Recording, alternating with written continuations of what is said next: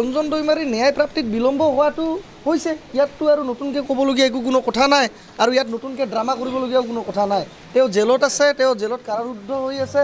তেওঁৰ আগৰ যে শাস্তি প্ৰদান কৰা হৈছিলে সেই শাস্তি গুৱাহাটীৰ মহামান্য উচ্চ ন্যায়ালয়ে বাহাল ৰাখিছে।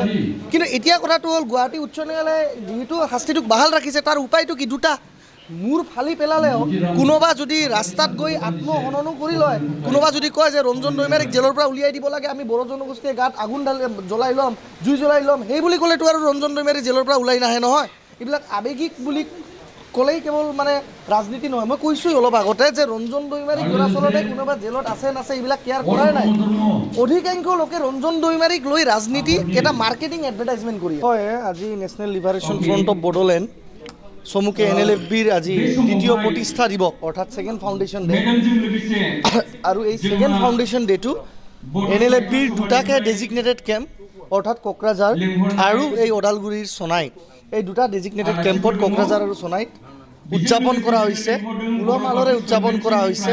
আৰু দ্বিতীয়তে এই ফাউণ্ডেশ্যন ডেট আমাৰ তৰফৰ পৰা আৰু কেৱল NLFBৰ গোটটোৰ পৰাই নহয়, বিভিন্ন প্ৰাক্তন NDFB, প্ৰাক্তন বড়ো সংগঠনৰ নেতৃত্বসমূহ সকলোৱে বড়ো জনগোষ্ঠীৰ কাৰণে ত্যাগ স্বীকাৰ কৰি যোনে নিজৰ তেজৰ ত্যাগ আগবঢ়াইছে, যোনে শ্বহীদ হৈছে, তেওঁলোকৰ প্ৰতি আজি সন্মান জনোৱা হয়, শ্বহীদ তৰ্পণ কৰা হয়।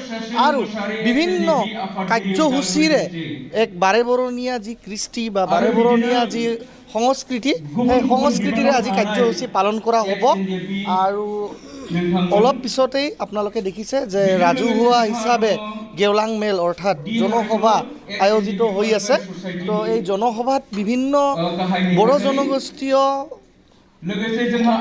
বিভিন্ন বিষয়ৰ সম্পৰ্কে আজি ক'ব গ'লে আইনী ছেফগাৰ্ড, কনষ্টিটিউশ্যনেল ছেফগাৰ্ড, ৰাজনৈতিক সুৰক্ষা কৱচ, সাংস্কৃতিক সুৰক্ষা কৱচ বা বড়ো জনগোষ্ঠীৰ যি স্ব অধিকাৰ, যি বড়ো জনগোষ্ঠীৰ উত্তৰণৰ কাৰণে যি স্ব অধিকাৰ বিচাৰি যি দশকৰ পৰা দশক ধৰি আন্দোলন কৰি আহিছে, কিঞ্চিতভাৱে হ'লেও সফল বুলি ক'ব পাৰোঁ আমি। কিন্তু যিমানখিনি আজি সফলতা প্ৰাপ্ত কৰিছে বড়ো জনগোষ্ঠীয়ে, হয়তো সেইখিনি সৰ্বোচ্চ নহয়। Whatever the achievement is achieved by the Bodo organisation so' far is highly appreciable, but that is not absolute for the Bodo community. The best is yet to come. আমি ভাবোঁ যে যিখিনি অলৰেডি পালে, যিখিনি ত্যাগ কৰিলে, যিখিনি ত্যাগৰ বিনিময়ত পালে, সেইখিনি সৰ্বোচ্চ এতিয়ালৈকে তাৰ বিনিময় বড়ো জনগোষ্ঠীয়ে পোৱা নাই, পাইছে, পোৱাৰ বাটত আছে। আৰু চৰকাৰৰ পৰা যাতে উচিত আলোচনা কৰি কিছু দি কিছু লৈ আদান প্ৰদানৰ জৰিয়তে যাতে শান্তিৰ স্বাৰ্থত, বড়োলেণ্ডৰ উন্নতিৰ স্বাৰ্থত যাতে সেই সমস্যাবিলাক কেৱল নাটকৰ দৰে বা কেৱল চুক্তিৰ কাগজত মানে লিপিবদ্ধ হোৱাৰ দৰে সেইধৰণে নাথাকি সাৰ্বংগীন উন্নয়নৰ কাৰণে সকলো জনগোষ্ঠীৰ মানে একমতত বড়োলেণ্ডক যাতে এক প্ৰেগমেটিক চলিউশ্যন প্ৰদান কৰিব পাৰি, সেইটোৰ ক্ষেত্ৰতো আজি আলোচনা কৰা হ'ব।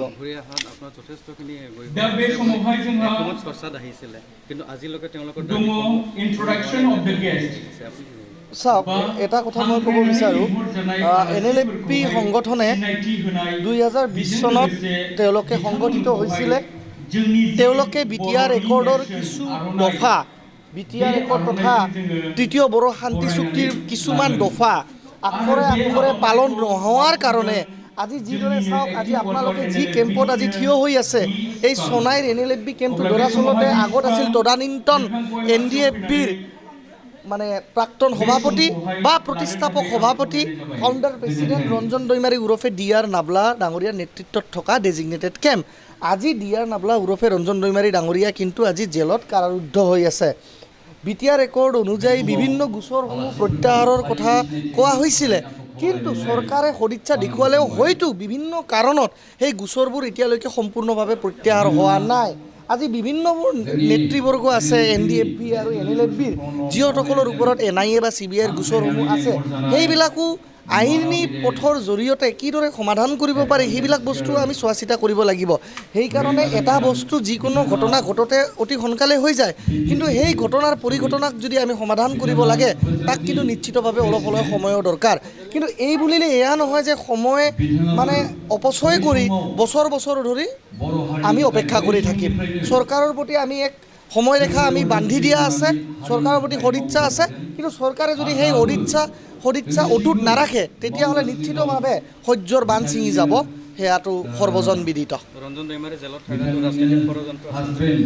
চাওক, মই এটা খাৰাংখাছ এটা কথা কৈ দিছোঁ, ৰঞ্জন দৈমাৰী জেলত থকাটোত ৰাজনৈতিক ষড়যন্ত্ৰ নাই, কিন্তু ৰঞ্জন দৈমাৰীক জেলৰ পৰা ওলাই আনিব লাগে বুলি কৈ বিভিন্নজনে কিন্তু নিজৰ ৰাজনীতিৰ মানে এডভাৰটাইজমেণ্ট চলাইছে বুলি মই ক'ব পাৰোঁ। মানে Ranjan Daimary is now a product of advertisement and marketing for various Bodo political leaders. তেওঁলোকে ৰঞ্জন দৈমাৰী জেলৰ পৰা ওলাই আনে, জেলত ফচি থাকে, এইটো দেখাৰ দৰকাৰ নাই, কিন্তু ৰঞ্জন দৈমাৰীৰ বিষয়ে মাত মাতি যদি ইলেকশ্যনৰ আগত কিবা এডভাৰটাইজমেণ্ট গেইন কৰিব পাৰি, এইটোহে তেওঁলোকৰ লক্ষ্য এতিয়া হৈ পৰিছে। এয়া স্পষ্ট কথা, কোনোবা বেয়া পালেও পাওক, ভাল পালেও পাওক, আই ডোণ্ট কেয়াৰ। কিন্তু এটা কথা চাওক, আজি এয়া কোৱাটো অতিকৈ সহজ যে আইনৰ কাঠগড়াত গ'লে কোৰ্টে বিচাৰ কৰে, সেয়া চাগে কোনোবা জেনেৰেলি মেট্ৰিক পাছ কৰা বা জেনেৰেলি পিউ পাছ কৰা ল'ৰা এজনক বুজাব পাৰি। কিন্তু যোনজনে অলপ হ'লেও কিঞ্চিত হ'লেও ৰাজনৈতিক জগতৰ লগত জড়িত হৈছে বা প্ৰশাসনিক জগতৰ লগত জড়িত হৈছে, তেওঁলোকে ক'ব পাৰিব যে সাধাৰণ এটা চুৰিৰ গোচৰতো আপুনি যদি জামিন ল'ব বিচাৰে, তেতিয়া যদি কোৱা হয় যে আপোনাক কোৰ্টেহে জামিন দিব, পুলিচে কি কৰিব, এয়া অতিকৈ হাস্যকৰ।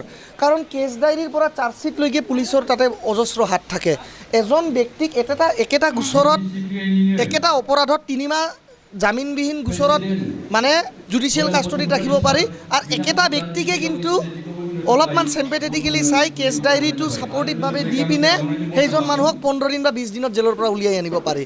তো নিশ্চয় ক'তবা নহয় ক'তবা সদিচ্ছাৰ কম আছে বুলি মই স্পষ্টভাৱে ক'ব পাৰোঁ।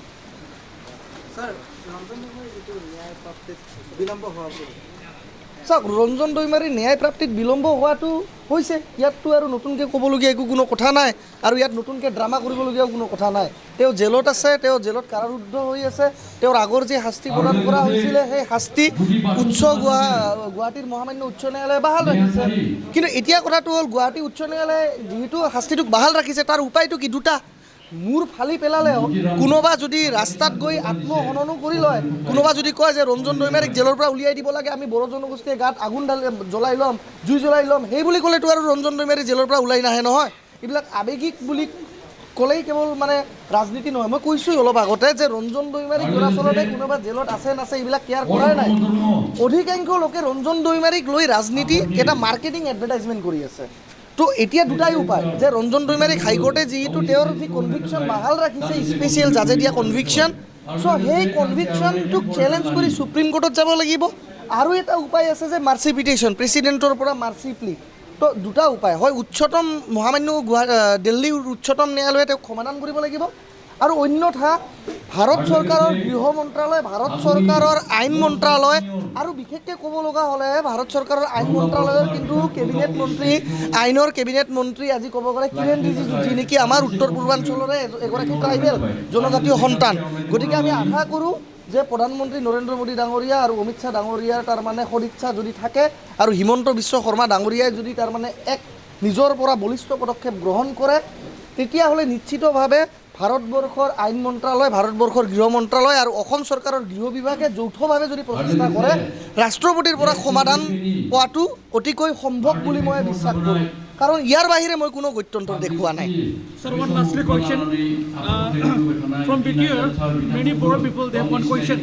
They have questioned that this BTR government can't do anything else because in BTR, already BTR government has promises that they can withdraw Ranjan Daimauri without any misguidelines. But still so far, there is no any help from BTR government. What is your opinion? See, I would like to clearly say, I would better reply to you in Assamese, such that everybody can clearly understand it.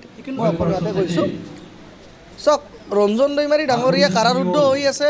সকলোৱে জানে যে তেওঁৰ যিটো আগৰ special জাজে দিয়া যি শাস্তি, সেই শাস্তিক বাহাল ৰাখিছে মহামান্য গুৱাহাটী উচ্চ ন্যায়ালয়ে। এতিয়া কোনোবা পৃথ্বীৰাজে বিচাৰিলে, কোনোবা XYZ লিডাৰে বিচাৰিলে, কোনোবা হাগ্ৰামা মহিলাৰে বিচাৰিলে, কোনোবা প্ৰমোদ বড়োই বিচাৰিলে, কোনোবা গোবিন্দ বসুমতাৰী বিচাৰিলে তেওঁক যে জেলৰ পৰা কালি ওলাই আনিব পাৰে, এইটো অসম্ভৱ কথা। মই কৈছোঁই যে ইটছ এনাফ ৰঞ্জন দৈমাৰীক লৈ মাৰ্কেটিং বহুত হৈ গ'ল, এডভাৰটাইজমেণ্ট বহুত হৈ গ'ল, ৱাশ্বিং পাউডাৰ নিৰ্মা বহুত হৈ গ'ল। এতিয়া প্ৰেক্টিকেলি যদি কোনোবা কৰিব বিচাৰে ভাই চিফ মিনিষ্টাৰৰ লগত লগ কৰক, চিফ মিনিষ্টাৰৰ লগত লগ কৰি এডভকেট জেনেৰেলৰ লগত লগ কৰক, ভাৰতবৰ্ষৰ এটৰ্নি জেনেৰেল চলিচিটৰ জেনেৰেলৰ লগত আলোচনা কৰক, and then go through the state government's home department, pray for the mercy from the president through proper channel using the Ministry of Home Affairs and Ministry of Law and Justice. আইন মন্ত্ৰালয়, গৃহ মন্ত্ৰালয় আৰু ভাৰত চৰকাৰৰ যি ল' and justice দপ্তৰ, সেই দপ্তৰৰ পৰা সহায় লৈ পিনে ভাৰতবৰ্ষৰ যি এটৰ্নি জেনেৰেল, ভাৰতবৰ্ষৰ যি চলিচিটৰ জেনেৰেল আৰু অসমৰ উচ্চ ন্যায়ালয়ৰ যি এডভকেট জেনেৰেল, যিজনক আমি দেৱজিৎ শইকীয়া ডাঙৰীয়া হিচাপে চিনি পাওঁ, এই তিনিজনক লৈ গৈ উচিতভাৱে কেছখনক ফ্ৰেম কৰি সুপ্ৰিম কোৰ্টত এপ্ৰ'চ কৰিব লাগে আৰু পেৰেলেলি ৰাষ্ট্ৰপতি ডাঙৰীয়ালৈকেও সমাধানৰ কাৰণে মানে ইয়াচিকা বা পিটিশ্যন ছাবমিট কৰিব লাগে। ইয়াৰ বাহিৰে যদি কোনোবা কিবা কৈছে, I don't think it is none other than it's not at all a true game, it's about a melodrama, this is all about melodrama, just নাটক কৰি আছে, তাৰ বাহিৰে একো নাই। চাওক, NLFBৰ দাবী এটাই কথা যে অলৰেডি BTR ৰেকৰ্ড স্বাক্ষৰিত হৈ গ'ল, অলৰেডি অসম চৰকাৰ, ভাৰত চৰকাৰ, বিভিন্ন বড়ো সংগঠনৰ প্ৰতিনিধি, বিভিন্ন বড়ো নেতৃবৰ্গই NDFBৰ সমূহ গোটে এপছুকে ধৰি সকলোৱে তাতে স্বাক্ষৰ কৰিলে এক কম্প্ৰিহেনচিভ চলিউশ্যন বুলি। কিন্তু যি দফাবোৰ তাতে আছে, আজি সেই দফাবোৰ চমত ৰাজি হোৱাৰ পিছতো, তাতে চৰকাৰে মানে কনচেণ্ট দিয়াৰ পিছতো, ত্ৰিপাক্ষিকভাৱে স্বাক্ষৰিত হোৱাৰ পিছতো বহু দফা আজিও কিয় তাৰমানে আমি ৰূপায়ণ হোৱাটো দেখিবলৈ পোৱা নাই।